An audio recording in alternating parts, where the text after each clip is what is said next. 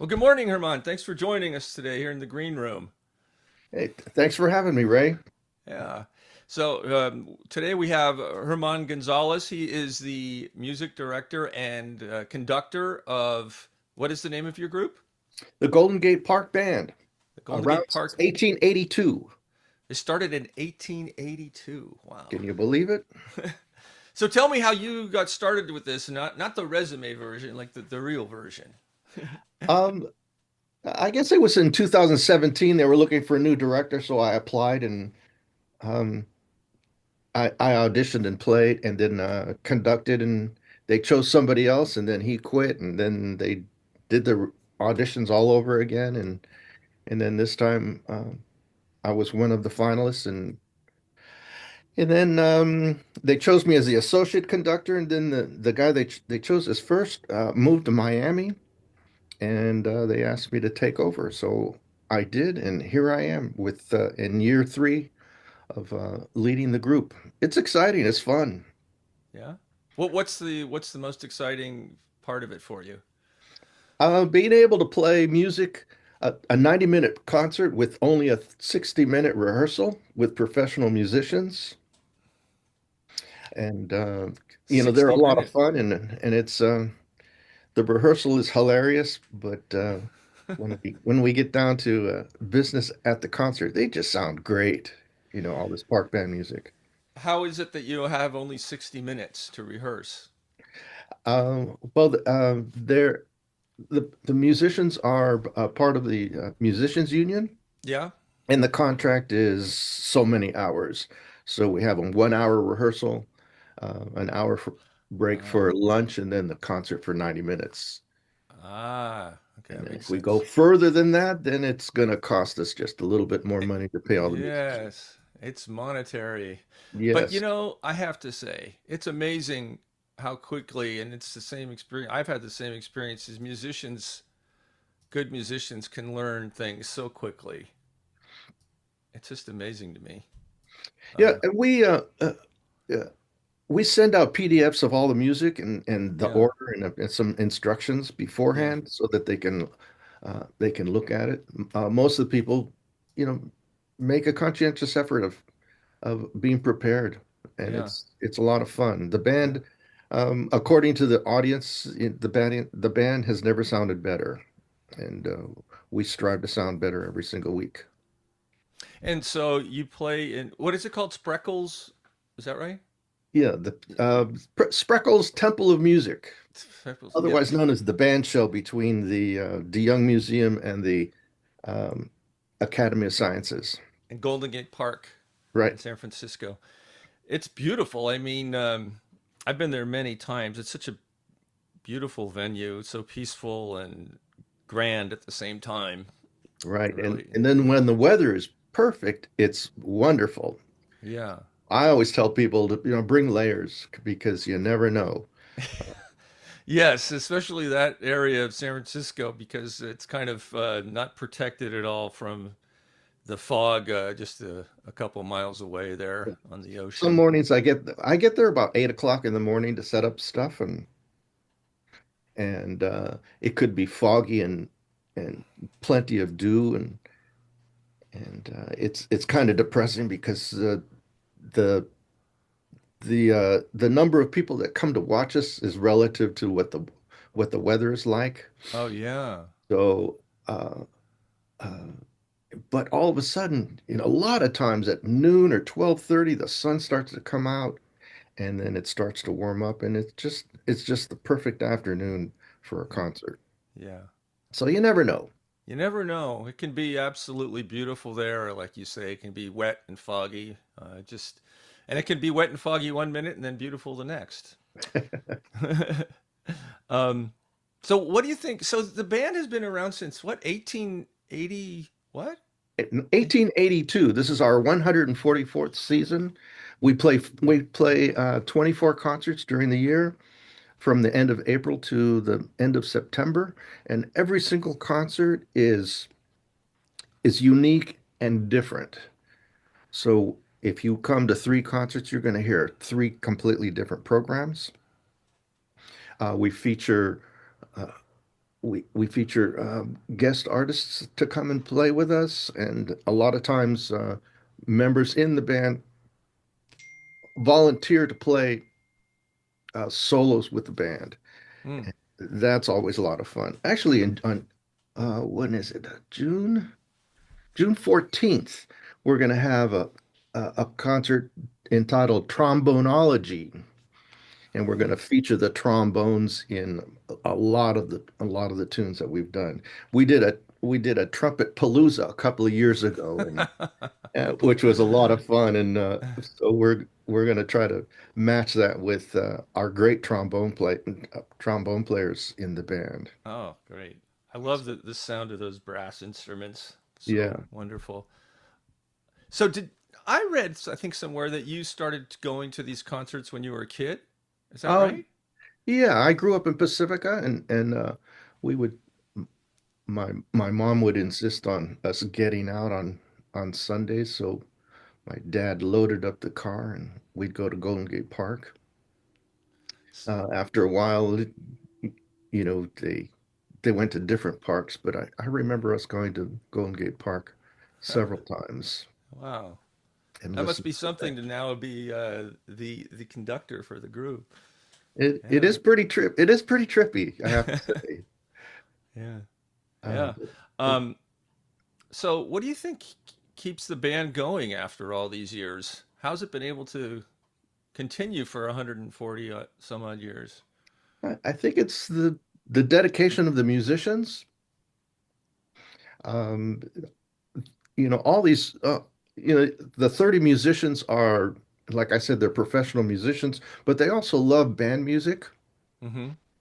They love performing music, and the more of a professional you are, the less you like rehearsals. So, it's a draw for really good players to know that they're only going to rehearse for 60 minutes to play a 90-minute concert. And a lot of times we don't even rehearse we don't even rehearse some of the things. A lot of the marches we don't rehearse. Yeah. We just play them straight on. Yeah. Wow. But the we're a 501c3. I say that we're a 501c3 in survival mode, hoping to turn into a thrive mode. And that's one of the reasons why we're talking to people like you. But Great. we have a regular audience every week. We take a poll, raise your hand if you've never been to a concert, and a few people raise their hand, and then how many of you are regulars, and you can see, you know, 60, 70, 80 people out in the audience raising their hand, and it's fun to meet these people before and after the concert as well. Yeah. So I think, the regular audience, you know, uh, band members enjoying what they do, I think keeps this band going. And it's an important part of the culture of San Francisco. That's Mm-hmm. why they call us the soul of the city these days. Yeah. Yeah. So there's so many wonderful traditions in our city of San Francisco. It's like Yeah. the biggest, the smallest big city in the world. I like to. There's so many different wonderful traditions and things happening, and this is one of them. There's always something to do. Mm-hmm. One of the things that we do for the programs is we invite cultural groups from uh, from around the Bay Area. And actually, this week we're doing a Polish culture celebration. At the end of the month, we're doing Armenian culture. We have a Pride celebration in June. We also have a Juneteenth concert in June. Um, what else? And we also do the Scottish celebration. We do we invite an Irish uh, dance troupe as well. We Mm. have this huge Ukrainian celebration on August 23rd. Mm. And then we celebrate the Spanish uh, culture with a flamenco group, and the Mexican celebration with a ballet folclórico mexicano uh, with a group that we've partnered with for quite a long time. And this year we're going to do a German day that we haven't done in a really, really long time. Oh, okay. So that'll be at the end of September. So you know, we embrace the different cultures in the city, Yeah. and we celebrate many of them. Um, we always have these board meetings about, well, what about this other culture? What about that other culture? And that's we're trying to uh, include a few more cultural celebrations because those are probably the meat and potatoes of the organization, and that's one of the things that has kept this band going for as long as it's been Mm. going because That's because great. they embrace new cultural groups, whereas a lot of times new cultural groups are shunned upon. There's a lot of racism when a new group comes in. Yeah. uh, but with our programs, we help these groups be a part of our community. Yeah. That's a wonderful idea and a good thing to be committed to. I've always wondered what is it that a conductor does that the audience may not realize. Well, there are two sides of that story. Some people think that people don't need the conductor, and because the musicians just play the music, and then other people say, well, the conductor really shapes the music.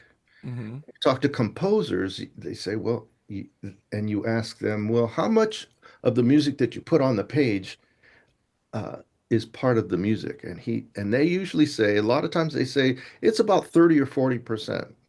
The other 60% is up to the musicians, and even up to 20 or 30% on how the conductor waves his arms and shows expressions and with his uh, with his postures and his movements. Yeah.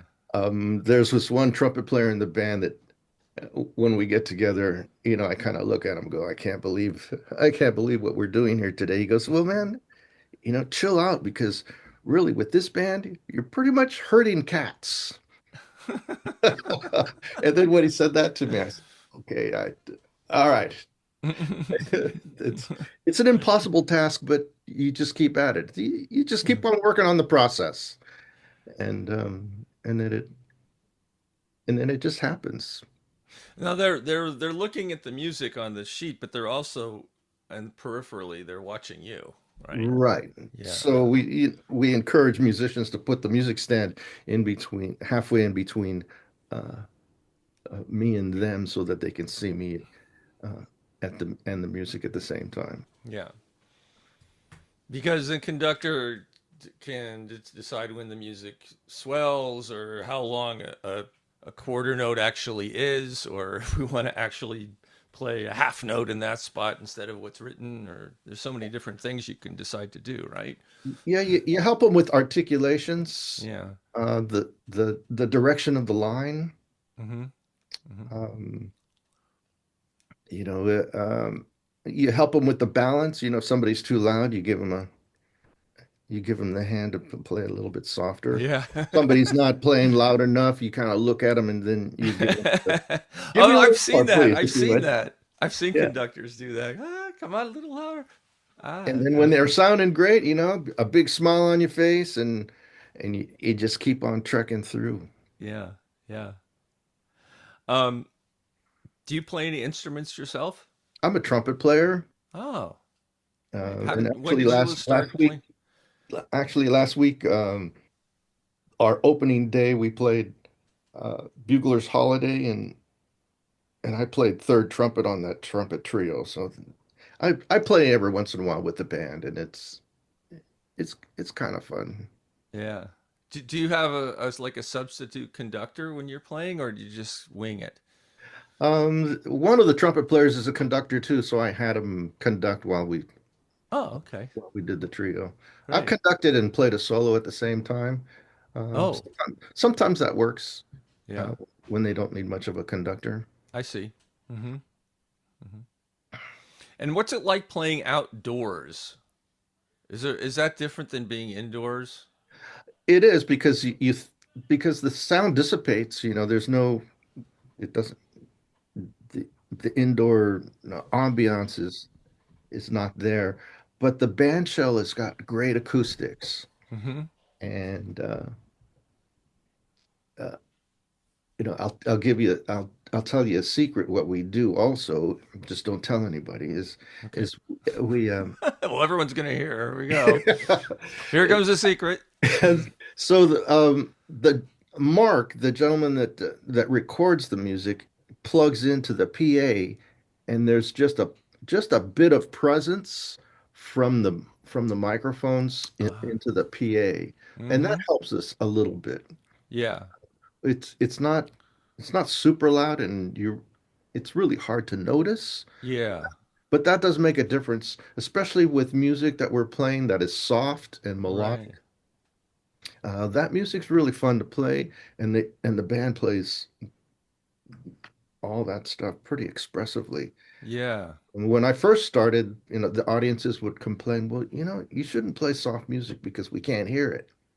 Right. Right. But uh, once we started to use the microphones and bring up the sound just a little bit, Yep. um, we're not getting those complaints anymore. Yeah. It So makes a big. People are used to things being a little louder now than they were maybe 100 years ago.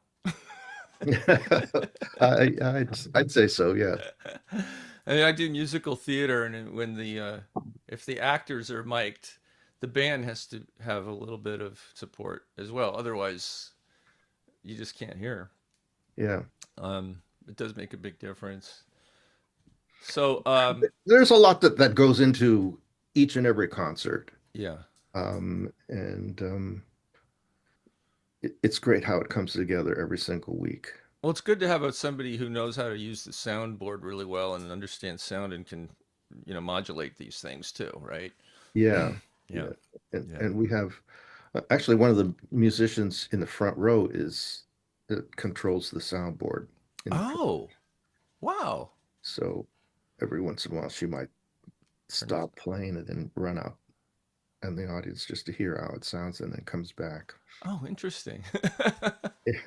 We are self-sufficient, but it would be great if we could find a couple of people help us set up and put things away because the 30 of us bring everything out from the dungeon of the backstage and set everything up, and then we put everything back. So a couple of stagehands would be great if we Yeah. could do that. But like I said, yeah, the- our budget just doesn't stretch that far. How long has that venue been there? Uh, isn't It's it? pretty. It's I pretty think old, it's right? 100 years, isn't it? Oh 100 my years, God. I 101 years. I think it's 101st season. I'm not exactly sure. well, I know that what is it called? I'm so sorry. The place you play. Spreckels Temple of Spreckle. I Music. I mean, I remember it when I was a little boy being there. So, Yeah, it's been and that around. was almost 100 years ago. So, It, it seems like it's getting closer to 100 every year. yeah. So the dungeon must be quite something. I can only Um, imagine. yeah, we share it with the groundskeepers, Yeah. Oh and they wow. have these cages where we can lock our stuff up. I see. Um, Neat. So, what makes your group different from something like a symphony orchestra or the Boston Pops or somebody like that? um, well, the Boston Pops is an orchestra Yeah. and mostly of strings, made up of strings. A band is made up of wind players, woodwinds, brass, and we have two percussionists. Do you have So any string players, or is it all? we have an electric bass player Oh, wow. that the presence of Steve and his bass playing is there's this presence to the bass that you don't realize is there because of the electric bass. Mm-hmm. So yeah, he's the only string player. Oh, okay. Yeah. Well, I mean, it's important to have a bass in, even though you might not consciously hear everything, it really keeps a lot of the the undertone, right? In the rhythm. Yeah, it's the foundation of the chord. Yeah, yeah. So, gosh, you've been in music for what, 50 years or more? I started playing trumpet in the sixth grade. Yeah, Wow. yeah, yeah. So, have you changed as an artist over that time, or how has it gone for you? Uh, What's been your path? it's it's it's taken me an entire lifetime to have the confidence to play and to conduct without being nervous. Ah, yes, yes. So the musician's self-deprecating uh, syndrome is it's brutal, you know. Oh God, You are believe me, I always your know. worst critic. Yep. Uh, I think over the years, I'm, I'm finally I'm finally able to figure out how to not be so nervous all the time, Yeah, and telling myself I can do this, I'm gonna do this, this is gonna be great. And then yeah, when you've got 30 people around going, this is gonna be great, we're don't worry, man, we've got you. We're this tune is gonna sound great. Don't worry about it. yeah. You've got that support system from all these people. Hmm. So, is there anything about music that still surprises you? Do you find new things still? Um, it's fun going through all the different libraries that we have, and I find something that I've never heard of before, and you kind of look at it, and then you program it, and then other band members go, "I've never played this piece before," or maybe one or two people have played it. Yeah, This is a great piece, Where'd you find this? Oh, you you just keep searching yeah. until you find something new. Make new discoveries. Yeah. Yeah. I used to What? do I used to perform in musicals at a company called 42nd Street Moon, who's not, I don't, they're not really doing anything anymore since COVID, but their whole thing was to find old musicals from New York or Broadway that didn't make it, or uh, and they would have to they'd have to go like into libraries and find the old sheet music and in the book and stick it all together and somehow create something that happened 60, 80 years ago. Yeah, um, there's a lot of failures out there. yeah. And there's a lot of failures that are really good. It's just that the Yeah, that are timing not, was, yeah, not bad. Yeah, exactly. yeah, there's the timing was just not right or something. um, so who's your favorite composer to conduct? Um, there are so many. Come on. Not answerable, huh? Yeah, I always say that an outdoor concert is not a success without some kind of Gershwin. Ah, yeah, Gershwin. And Gustav Holst is something that somebody who has been able to write band music over the years Hmm. that um, has passed the test of time. California composer Frank Ticheli has written a lot of things, and his music speaks to me as well. Right. There are a lot of classics that are written for orchestra that when transcribed for band sound pretty good. Hmm.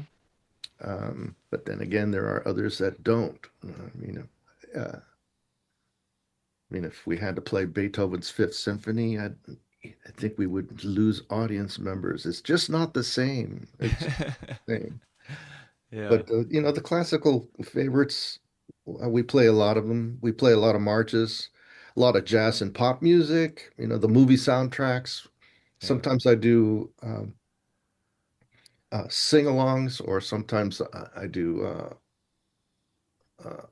name that tune. So we'll play a medley of six or seven tunes, and at the end of each tune, I stop and then I turn around, and then the audience shouts out the name of the tune. That's fun. Yeah, it is fun. Um, Great. So, can you review the dates here so that people know? And it's all free, right? yeah, Yeah. that's that's the whole deal about the Spreckels Temple of Music is they built that for the Golden Gate Park Band, and they also said that every concert held there is going to be free. Hmm. So our season runs from the end of April to the end of September every Sunday at 1 o'clock. We also have 4th of July, and this year it's on a Saturday, same time, 1 o'clock.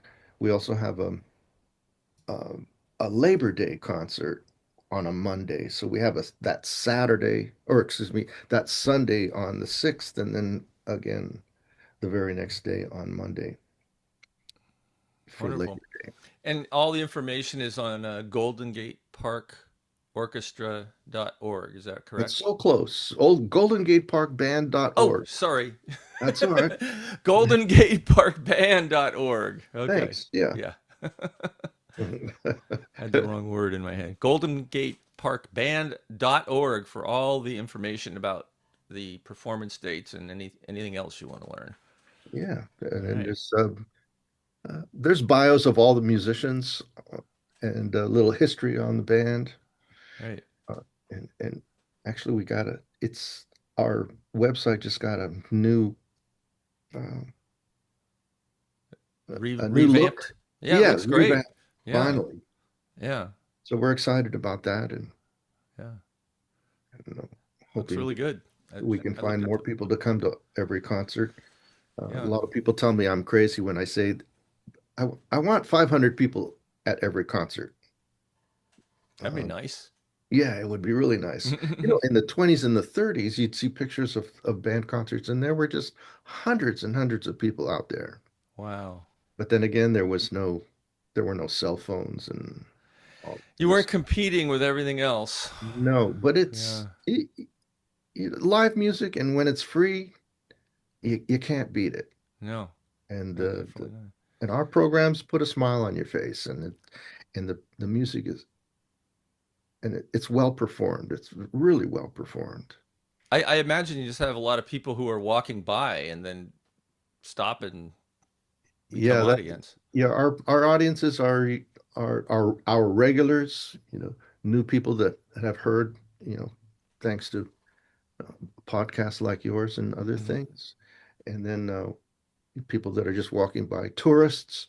We Yeah. we put a lot of our rack cards at the hotels around San Francisco, Hmm.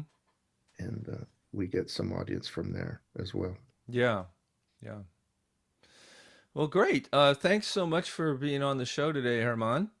All I right. really enjoyed speaking with you. I've always wondered about the Golden Gate Park Band more. I listened. I didn't know anything about them other than that they were there, and I enjoyed listening. Uh, Yeah. yeah, I talk to a lot of people in San Francisco, and you'd be surprised how many people have never heard of the band. Oh wow. Yeah. It blows me away. Yeah. Even in the Sunset District. Yeah. But Oh, even right next door, huh? Wow. yeah, but Amazing. I encourage people to come. Yeah. I meet a lot of people at the dive bars up in the Sunset, Great. and that's how I do most of my audience. Not most of it, but I do a Recruiting. lot I do a lot of recruiting for audience members. All right. Well, thanks for being on the show. All right, thanks for having me. You Appreciate bet. it.